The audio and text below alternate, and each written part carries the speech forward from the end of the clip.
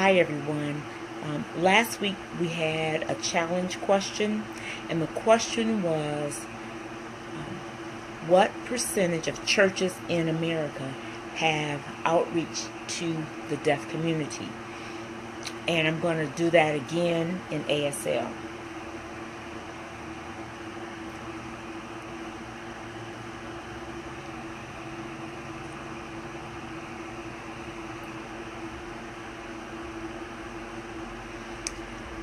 And I challenged you all to answer that question, and I said that there would be a gift. Okay, so some of you sent me emails, and thank you for your support. I appreciate that. But there can only be one winner, and the winner of the challenge, her name is Julie Reed, and she's from Oklahoma. The answer is that less than 5% of churches in America have any kind of outreach to the deaf community. Less than 5%. And Julie, thank you for doing your research, and she found the answer. And it's on the internet, a website, silentblessings.com, and you can see the answer there. And Julie sent me an email and said 4%, because she found the answer there that it was less than 5%. So I don't have like an exact percentage, but in that area, less than 5%. So now this brings me to my next point. You know, I've been talking about those churches that have deaf members, that maybe if you have sign language ministries or deaf ministries, and really to get the deaf involved. And really, some of you may not agree with me, but really the deaf person should be the one to lead the deaf ministry. Okay? So anyway, that's what we talked about before. So now, again, the answer to the challenge is less than 4%. So thank you to Julie Reed for sending me that email and doing research to really see. And that's what my hope was also, that people would not guess, but that they would kind of research on the internet and see if they could find the answer. And Julie, I'm going to send you, I'm going to inbox you, and tell you what your gift is going to be. Okay? But now that you know the answer, that less than 5% of all churches in America have any kind of outreach to the deaf community, what do? So maybe you go to church Sunday and you don't see an interpreter. If a deaf person walks into your church, what are you going to do? Okay? So there needs to be either an interpreter. If you don't have an interpreter, I'm available. I go to churches. I speak at churches. I encourage them to connect with the deaf community. And so some of you might think, well, why have an interpreter there and there's no deaf people? Let me tell you a story, okay? At my church in Michigan, one time I had finished signing the praise and worship, and I sat down, just relaxed. Well, there are no deaf people here, so I'll just sit. The usher came up to me. Val, there's a visitor here. Last week, the visitor was here, visit the church. They saw the interpreting and the signing. They went back home, and guess what? They had a deaf daughter, and they brought her to church. So now, what did I have to do? I jumped up, went up on the stage. I'm looking.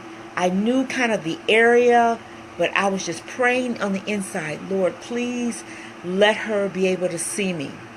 So I had to interpret the sermon, not sure where the deaf visitor was even sitting. So I finished. Then our pastor says, do we have any visitors here today? And the young lady raised her hand. Oh, there she is. After church, she and I and her mom, the three of us, we were talking. And do you know what? She got saved. And you know what else? She became a consistent member of the church. So just know, just because you don't see or think you see the deaf person at your church, it doesn't mean that they're not there. Okay? So churches in America need to begin to offer interpreting services. Now, secondly, if you have a deaf person and maybe they become saved and they join the church, and later on, as they become mature and develop in the Lord, allow them to lead and make some decisions. And you, as the interpreter, just kind of walk alongside them to encourage them. Because it's a deaf ministry, not a hearing ministry. Okay? And like I said, some of you maybe not agree, but that's what I feel, because it's, again, deaf. It's their language, their community, their culture. Allow them to lead, because guess what? God has given them gifts just like you and me. Okay? So we want that percentage to increase, right? Instead of less than 5% of churches. And you know that there are many, many churches in America. We now live in Georgia, and I believe personally that they have more churches than Detroit. We moved from Michigan, and many times I would drive through Detroit, just see churches. Didn't matter whether it was the worst area, the best area, many churches. Well, Atlanta, tons of churches, but yet only less than 5% have outreach to deaf community. And many times I make calls to churches and ask them, do you have an interpreter? Do you have an interpreter? No, I wish we did, etc. Okay, so now that you know, you have a job to do. Don't go to church and don't see an interpreter and not say anything. Ask your pastor. Ask the leader. Hey, can we start having our services interpreted for the deaf community? And if they answer you, well, there are no deaf people here, but you don't know. The very person that is visiting, just like I experienced, may have a deaf daughter, a deaf son.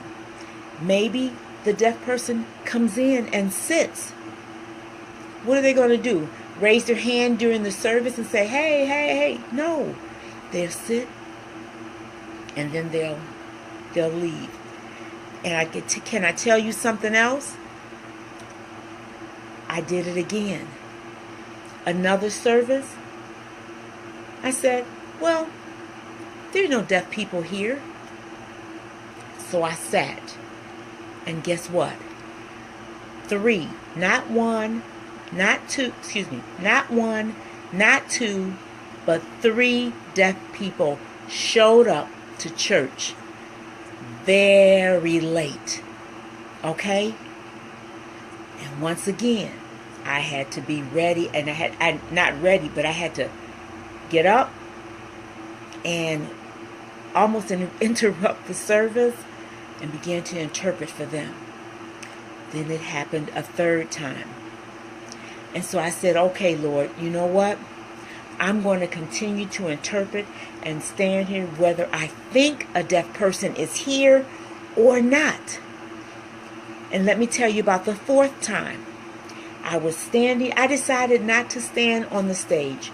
Don't ask me why. But I was standing on the floor. My husband went to one of my signers and he said, "Tell my wife to stand on the stage. There's a deaf visitor here with his family." And so, again, because I was deciding that there are no deaf people here, so why do I need to interpret the sermon? And so I had to stand up, or the sermon, the preaching. I had to stand up and get on the stage, and you know what? I never saw the deaf visitor. He and his family, they came, and then they left.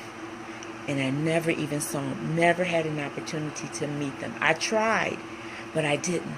So America, know this. You never know when a deaf person is going to come into your church. Let's do something to increase those numbers, okay? If you don't know what to do, call Val, okay? No, I'm not going to have all the answers, but I can help you, encourage you, help you, encourage you.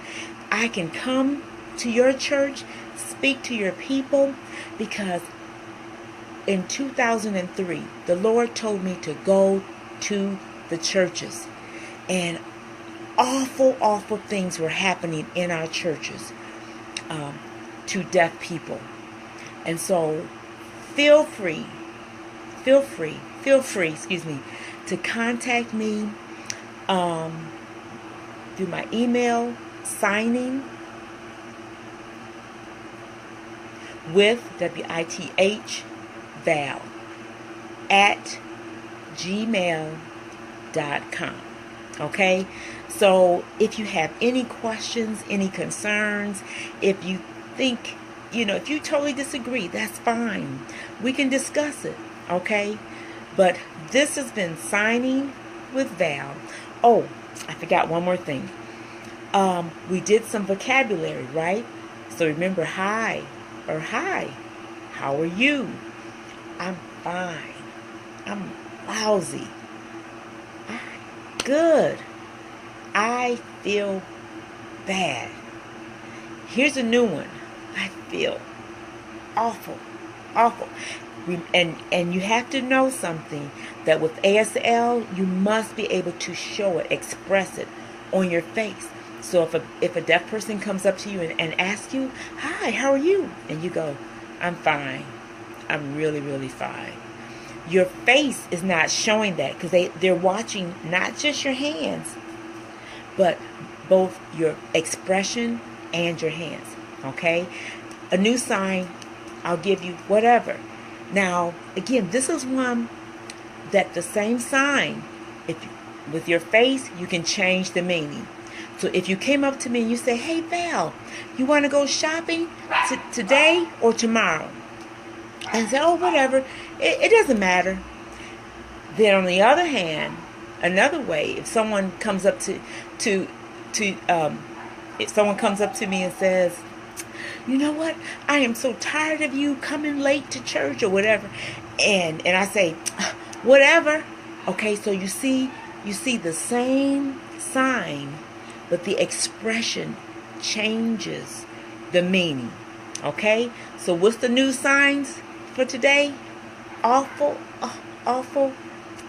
whatever, or whatever.